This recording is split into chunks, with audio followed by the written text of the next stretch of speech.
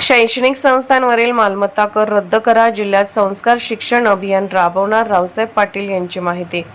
सांगली जिल्हा शिक्षण संस्था संघाच्या पदाधिकाऱ्यांच्या बैठकीत शैक्षणिक संस्थांवरील मालमत्ता कर पूर्णपणे रद्द करण्याची मागणी करण्यात आली.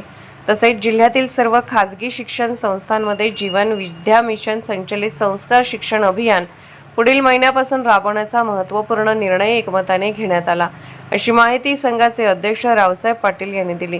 बैठकीत सांगली, मिरज, कुपवाड शहर महानगरपालिकेकडून शैक्षणिक संस्थांच्या इमारती तसेच विद्यार्थ्यांसाठी उपलब्ध करून दिलेल्या खेळाच्या मैदानावर व्यापारी तत्वावर मालमत्ता कर आकारला जात असल्याबद्दल तीव्र नाराजी व्यक्त करण्यात आली. विद्यार्थ्यांच्या सर्वांगीण विकासासाठी अनेक शिक्षण संस्थांनी मोठ्या प्रमाणावर खेळाची मैदाने उपलब्ध करून दिली आहेत.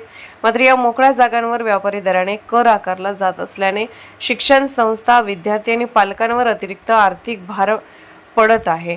याच बैठकीत जीवन विद्या मिशनचे ॲडव्होकेट दिलीप पटवर्धन यांनी संस्कार शिक्षण अभियान राबवत सविस्तर माहिती दिली.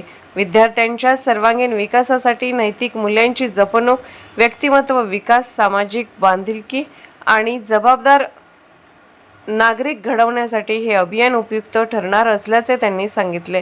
त्यानंतर जिल्ह्यातील सर्व खाजगी शिक्षण संस्थांमध्ये हे अभियान राबवण्याचा निर्णय घेण्यात आला. अभियानाच्या प्रभावी अंमलबजावणीसाठी डॉ. पटवर्धन व त्यांचे सहकारी मार्गदर्शन करणार आहेत.